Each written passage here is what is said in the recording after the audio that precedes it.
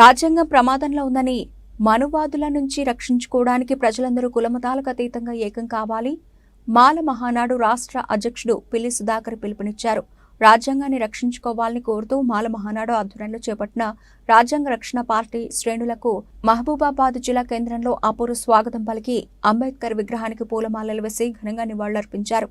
ఈ సందర్భంగా ఆయన మాట్లాడుతూ రాజ్యాంగ హక్కులను కాలరాస్తున్న మతోన్మాద బీజేపీని ఓడించి దేశాన్ని కాపాడుకోవాలన్నారు.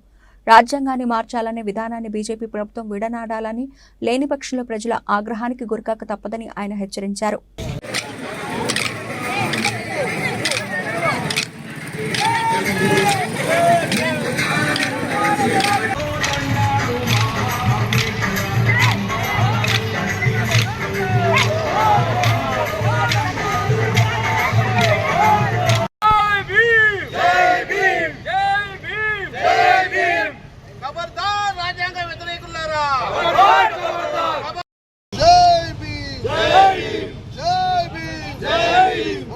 డాక్టర్ బాబాసాహెబ్ అంబేద్కర్ ఆలోచన విధానం వర్ధిల్లాలి.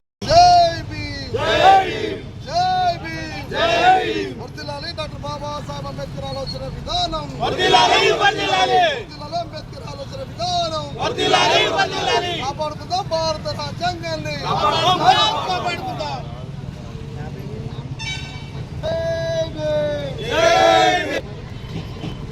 భారత రాజ్యాంగాన్ని రాజ్యాంగాన్ని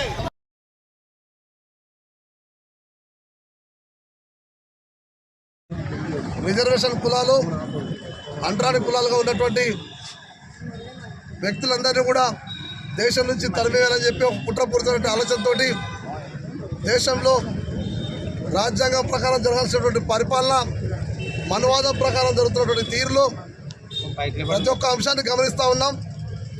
మహిళలకు రక్షణ లేదు, వ్యవస్థలు చేసి మానభంగాలు చేస్తున్నటువంటి పరిస్థితి, దాడులు చేస్తున్నటువంటి పరిస్థితి ఈ దేశంలో. ప్రశ్నిస్తే విధ్వంసాలు చేస్తున్నారు, ప్రశ్నిస్తే జైల్లో పంపిస్తున్నారు. ఒక ప్రశ్నే పాపంగా మారినటువంటి పరిస్థితి. రాజ్యాంగం అనేది కేవలం ఇప్పుడున్నటువంటి కేంద్రంలో ఉన్నటువంటి బీజేపీ ప్రభుత్వానికి ఒక చిత్తు కాగితంలో మాత్రమే ఉంది.